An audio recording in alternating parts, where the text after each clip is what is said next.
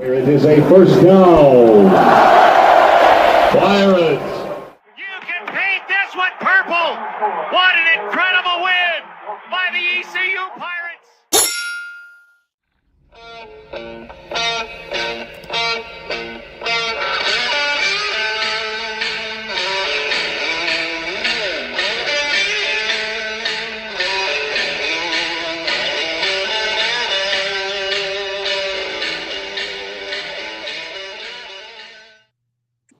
Welcome into Blackbeard's Alley, a Pirate football podcast. It is our BYU recap show. BYU comes to Greenville, 34-13 winners over East Carolina. The Pirates had opportunities, and quite a few of them, but they really let things slip there late in the first half. And, with a pick going in and also a pick coming out, it led to a 13-3 BYU halftime deficit.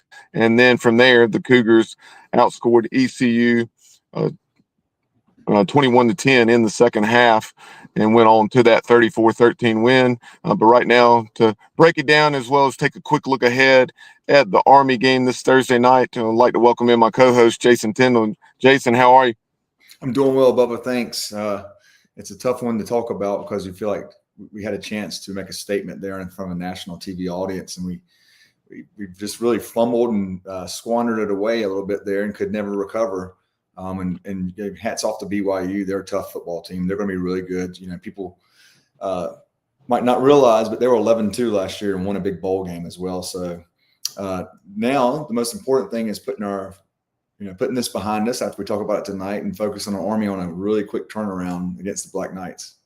Yeah, that initial line for the game last Saturday, it came out at 9.5, went down to 6.5, and I think that's where it closed. But I think that initial line was, at the time, prior to the game being played, I thought that was pretty accurate. I thought it was a game we certainly could have won, but I did feel like BYU was definitely the better team going in, largely due to the trenches, especially, the offensive line of the Pirates against the defensive line of the Cougars, and that defensive front with excellent linebackers like Kelly and Glasker.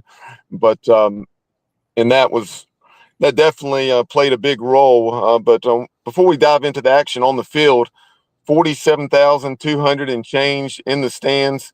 In my opinion, even though I know it was the largest crowd in history against NC State back in 2022, I really felt like, I think maybe with it being a night game this time against BYU, even though there were 4,000 less in the stands, that it was a better atmosphere. What were your thoughts?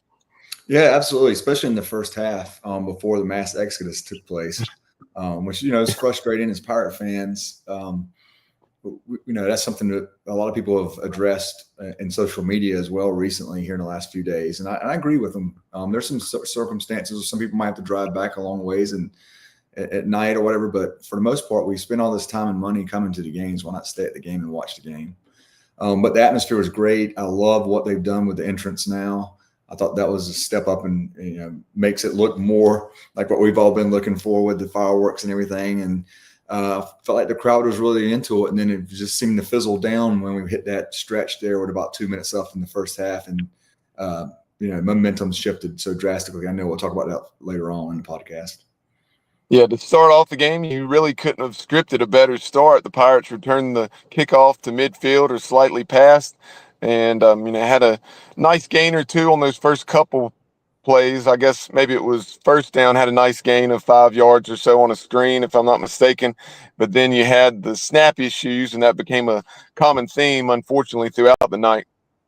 Yeah. And if you look at Pro Football Focus grades that were released, I guess, yesterday, up front, we didn't grade out very well. Now, I don't know how much stock I put in how much detail they do with their grading of each individual player, but there's a baseline there. So whether it's a 43 compared to a 70 with somebody else, there's still a baseline. It means that person obviously was making significant amount of mistakes or not executing what they're supposed to.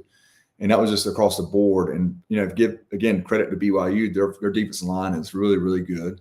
When they have snap issues, it does create problems with timing. And so that's something I'm sure they'll try to clean up this week before the Black Knights come in town. So with that first possession, unfortunately, despite the excellent field position in plus territory, ECU was forced to punt. And then the first play from scrimmage, sometimes, Jason, it's better to be lucky than good. And fortunately, Bear Bachmeyer, with one of his guys running free behind the Pirates secondary, threw it out of bounds. And after the Cougars were able to advance it into ECU territory, we were able to, like we mentioned in the pregame, bent but did not break. Yeah, defense was playing well, playing hard. We were super fortunate, like you said, that he missed on that first pass, but that was not actually foreshadowing for the future, though, because he looked sharp the rest of the night. I was really impressed with 47, the quarterback, and he did not look like a true freshman. And we did not get to him one time on defense all night. We didn't get a sack recorded at all, and didn't seem like we hit him very much behind the line of scrimmage. And that was what Coach Logan was saying in his preview show on Thursday had to take place for us to win this football game. We had to get him off schedule and make him start having to go to a second and third read or put him on the ground. Right. But after the Cougars took that 3-0 lead and just not quite midway through the first quarter, and to the Pirates' credit, we were able to respond and tied the game up. It was 3-3 going into the second quarter. They take a 6-3 lead. ECU's driving down. We had the ball inside the 10-yard line. I think it was second and goal, maybe at the 6. It was at least second down, and I can't remember if it was an in-goal situation. Caton Hauser's rolling to his right and, made that mistake of throwing back slightly across his body. But late throws like that, everything's so compressed down there near the goal line, it typically doesn't end well, and it did not. Yeah, that's the story. We could have made this podcast probably about 3 minutes. Turnovers, botched, fielding kicks, and like you said, what the mistake Caton made on that play. Again, I don't know all the routes and everything, so it just seemed like he was throwing off schedule a little bit and trying to force something that probably wasn't there. And so instead of a minimum of 3 points, we walk away from there with nothing in the 0 in the interception. Yep. So instead of 6-6 or 10-6, we're still trailing 6-3. BYU, they pick up a first down or two. We force them to punt it back to us, and unfortunately, we make a poor decision to not signal for a fair catch, and as a result, he's hit immediately and then puts the ball on the ground. We fortunately recover, but we're faced with a 1st and 10 situation on the -1, and we called a run play. And really, honestly, in that situation, if we weren't going to call a run, a lot of times, I love, and Holton Ahlers talked about this in the post game on Pirate Radio in the 5th quarter, but I love a deep shot there because it's a low risk, high reward situation. If it does get picked, it can kind of serve as a punt, especially in a low time situation as that was. But we did the one thing you can't do, and that's turn the football over. Caton opted to not hand the ball off. We throw a hitch route after a little flash fake to the back, and it was a pretty easy pick 6 for Evan Johnson, who had both of those interceptions for BYU. Yeah, I went back and watched it again this afternoon, and you couldn't. It was he's actually served it up on a tray for him. That was a very routine play. It's almost like we were just out there doing 7-on-7 and practicing the way he threw it in the interception. I know Caton, he's his toughest critic, and I'm sure he wants to have a few of those plays back right now. And hopefully we can use this as a learning experience. But it's either that, like you said, Holton's got a really good point about throwing the deep ball. One thing also is at some point you have to have a little bit of a system or a little bit of the ability to get under center and just root it out of there a little bit. Just try to get at least 2 or 3 yards, give yourself a little more protection. But, here's the deal. If that DB falls down and Anthony Smith catches it, he scores a touchdown too. So we just got to execute and make sure we're not putting ourselves in non-advantageous situations like that pass was. Right. So instead of tied 6-6 or ahead 10 10-6. You go in trailing by 10, and then in the third quarter, you fall behind 20-3. And to our credit, we kept fighting there with 2 or 3 minutes to go in the quarter. We get it to a 2-score game at 20-6. And really, I felt like as much as some fans probably wanted to go ahead and go for it on 4th and goal about the 7-yard line, I thought we did the right thing, considering it was at the 7 as opposed to if it was at the 1 or 2 yard line and kicking the field goal to make it a 2-score game. What were your thoughts on that scenario? Well, I'll just be honest about this. It's easy when the play doesn't go well to question it, but if we go for it on the 7-yard line and miss and come away with nothing, everybody's going to be saying, "Hey, we should have put 3 on the board to start getting some momentum back." They just, the staff talks about these scenarios too. They have a sheet that they work off of and where they feel comfortable. And I think they just probably said, "Look, let's go ahead and knock 3 in through the goalpost and see what we can do, get a couple stops here and get some scores. Then now we've at least got points as opposed to walking away with nothing." So it's feast or famine again. Right. And we're playing well enough defensively, and they were tough enough to score against BYU with their stout defense. I mean, you felt like you had to take the points as much as a lot of times if that was a game that was higher scoring and you had a 17-point margin there like we did, if that game was, I don't know, 38-21, whatever, 41-24, and that same amount of time was left, you may go for it just because you're struggling to stop them. And that wasn't the case the other night. Yeah, and again, I think defense played hard, and there's no doubt that our players were flying around and trying to make things happen. But, we didn't create a turnover. We didn't get any sacks. And there was no dynamic plays that we made to help shift some momentum in the game, where BYU did the opposite. And if you look at the stat sheet, which I looked at quite a bit today, just trying to gauge how bad really was the game.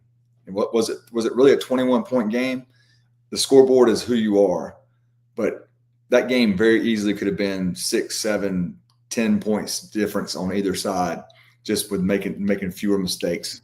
And one other thing I want to just tap on what's on my mind is we've got to clean up our penalties, especially the penalties that we control. So we've got to clean those up because I think we're averaging like 11 penalties a game right now. That's something that's I know is driving the coaches crazy. It's driving the players crazy. They just need to clean it up, and it starts with practice. You've got to practice those scenarios, and you've got to call penalties in practice and call it like it is. Yeah, to elaborate a little bit more on Jason's point regarding the penalties, that's now 3 out of the 4 games that ECU has been penalized 10-plus times. Coastal, it was 6. So that was the exception. And you saw against NC State, the Pirates took care of the football. And despite 10 or 11 penalties, they still had a chance to win the football game.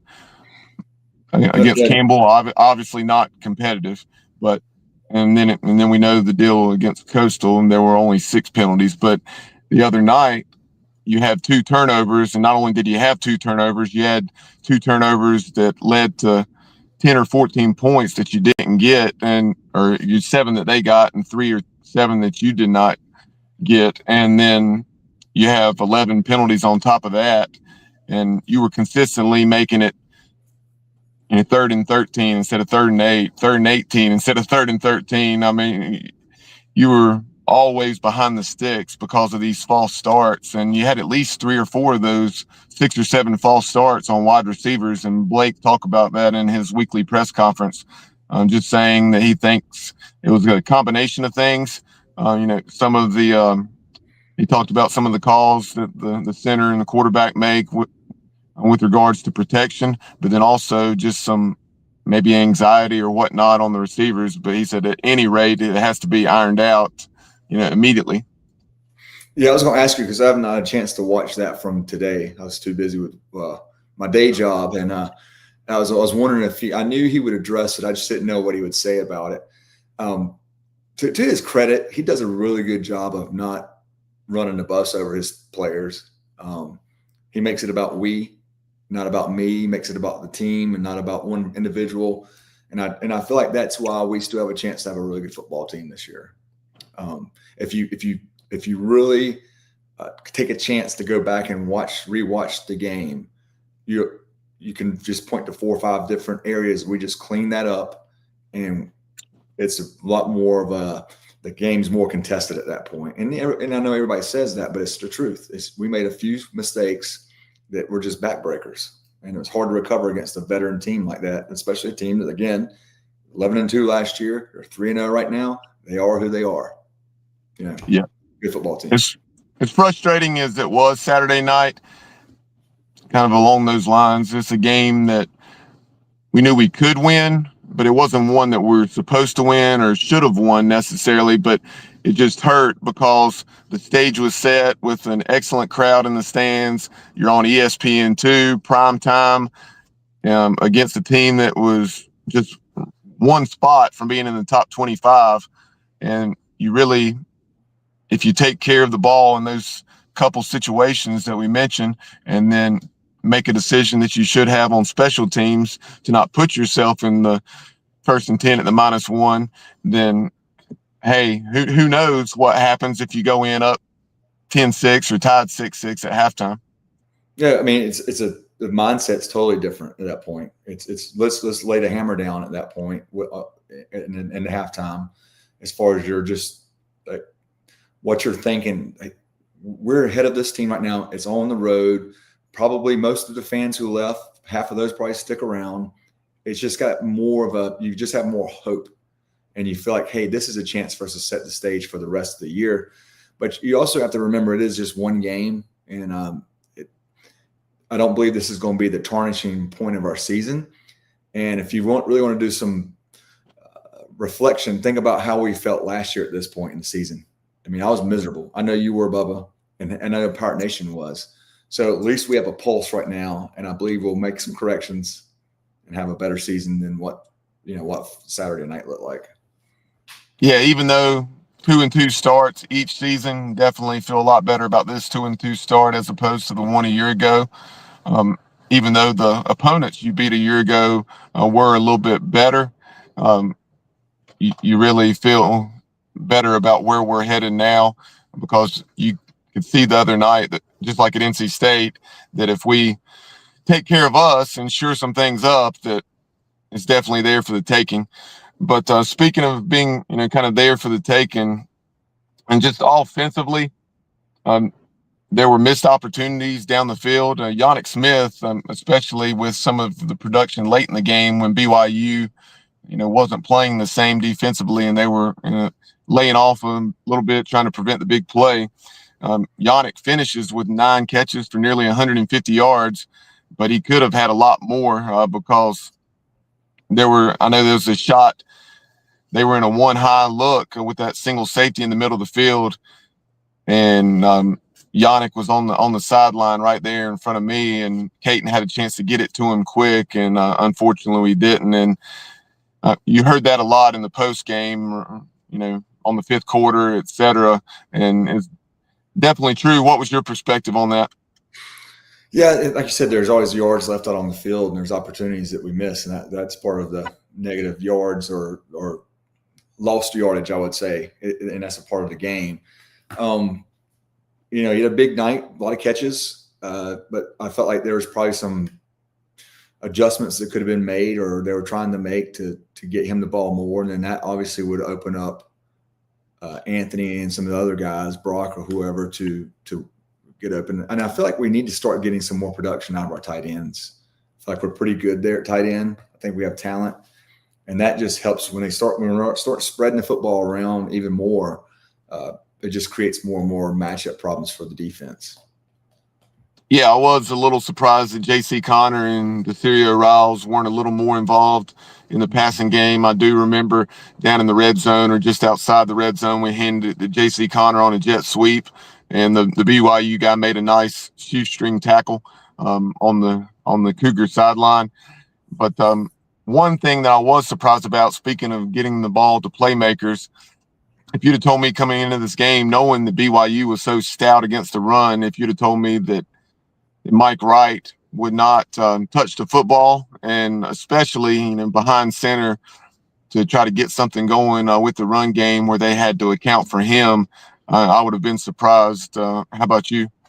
Yeah, we talked about this a little bit earlier off the air. So again, I don't want to second guess the coaches, Right. but you need to find ways to get momentum. And when you make the defense play 11 on 11, I've preached this all the time. It is a different animal, especially with somebody like Mike Wright and his speed. Even if he does some sort of play action pass, I mean, because they're going to be keying on him to run the football.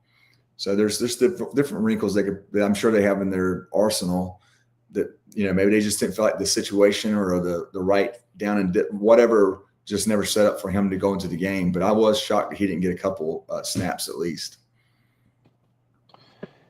As we sum up our thoughts on this game, something else, we talked about how there's no doubt this team plays extremely hard. When we fell behind 27-6, we managed to put together, I think it's a 97-yard drive that ended with a Caton Hauser touchdown run down in the Murphy Center into the stadium. And, that was a heck of a drive. 12 plays, 97 yards, that made it a 2-possession game with 8:11 left. And yes, it was a long shot, but you gave yourself a chance. Well, if you watched any of the games during the tailgate on Saturday, you saw teams coming back from 18, 21 in the second half. So, yeah, the way the game's played now, it's not played in a phone booth anymore. So there's the space, the style of offense, the ability to throw the football. You're never really out of the game until it's like, you can tell it's quitting or closing time and it's really over. So if we could have gotten a stop, maybe create a turnover, get another quick score, and then you also all of a sudden have all that momentum behind yourselves and have a chance to go down there and tie it up or go for a win. Yep. So things finish at 34-13 as ECU was attempting to get a stop there. I don't know, 5-6 minutes to go. They were faced with a 3rd and 14. I guess perhaps in long field goal range, but Coach Harrell explained that play. We went cover 0 and tried to bring pressure to get a negative yardage play, and it bit us. I had actually looked away for a moment, and then I saw, when they had that outside run, I was like, I guarantee you we brought pressure in the middle, and a lot of times that will happen. You see it more so in short yardage situations where you bring pressure through a certain gap and they have just the right play call and the guy gets past the line of scrimmage and he's gone. And that was the case with LJ Martin, who took it 41 yards for a game-clinching touchdown. It really sealed things for the Cougars. He finished with 14 carries for 101 yards. Bear Bachmeyer, 18 of 25, for 246, 1 touchdown and no picks. And give the true freshman credit, he took care of the football. Yeah, Bear, he impressed me for sure. I was surprised. Like I said, we never got to him, but the running play you're talking about was, if you think about it, it really reminds you of Rajay's run in the Military Bowl last year, because State was in a similar scenario. Their call cadence was a similar scenario, and it just opened up just right. Next thing you know, you got people who are in man coverage having to break off. They're being run off down the field, and that to me did not look like good ECU defense, in my opinion. Whether you're blitzing or not, you still should be gap sound. And I imagine there was probably a mistake. Somebody probably went into the wrong gap or whatever, because it just opened up like the part in the Red Sea. Yeah, very easy 41-yard touchdown run for LJ Martin, who definitely is the real deal.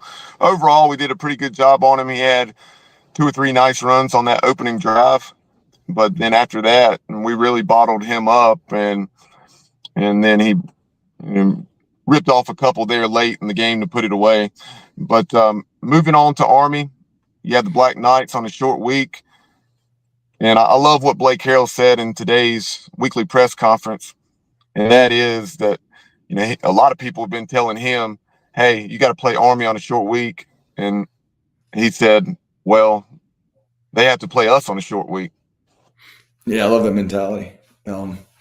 That's how Coach Harrell runs our football program, and that's why I think he's a great part. He, instead of going into it with the woe is this, we don't have this isn't happening, he looks at ways to create the positive outcomes, the positive mindset. And, they've got to come down here. They got to travel down here and play us on Thursday night. And then hopefully it's a good turnout and a good crowd. And speaking of that game between the Pirates and Black Knights on Thursday night, ESPN 7:30, another night game. First 3 home games at night now, 6, 7:30, and 7:30. And I guess the second of 4 Thursday night games. I know you joked about that. Yes. Early on. You said, I know we play 17 Thursday night games. And so this begins a stretch where ECU goes from September 20th to November 1st without playing on a Saturday, which is remarkable. But it's kind of crazy if you think about it, right? Yeah. But earlier today, we caught up with Rich DeMarco, the play-by-play voice of the Army Black Knights, has been for several years. I had an excellent 20-minute chat with him, so we'll have that for you on Monday night. Definitely check that out on our YouTube channel. But taking a very quick look around the American, and before we get out of here, you had 2 conference games and then 8 non-conference games last week. Rice went to Charlotte, was victorious 28-17, ran for about 250, 260 yards against the 49ers.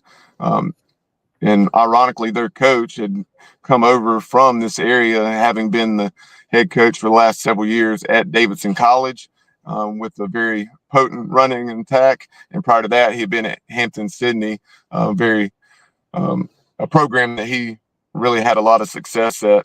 But then also in conference play, you had Army taking on North Texas, and they battled back late when North Texas had some miscues. But the Mean Green was able to win in overtime, 45-38. Yeah, I would say that we all in Pirate Nation are very familiar with playing both of the service academies with Army and Navy. So we know it's going to be a real slugfest. When we're talking to Rich today, one thing that sort of resonated with me, they never quit. They never give up. They never give up hope. And they keep fighting, and they battled back from quite a deficit in the second half. They're at home, but the Army had shot themselves in the foot a little bit too early in that game, which put them behind. But they had a chance to win it in overtime, but did not. Taking a look at those non-conference scores for AAC opponents, American Conference. We don't want to go by AAC anymore. But number 13, Ole Miss, they were victorious in Oxford over Tulane, 45-10. Number 15, Tennessee, 56, UAB, 24. No surprise, as the Blazers really struggled defensively. Number 18, Georgia Tech, 45, Temple, 24.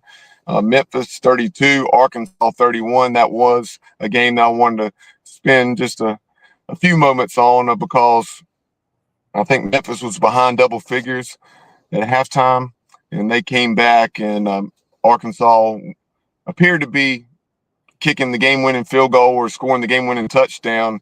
They fumble, and the Tigers run out the clock, 32-31. And they're at the Liberty Bowl that I believe is kind of under renovation.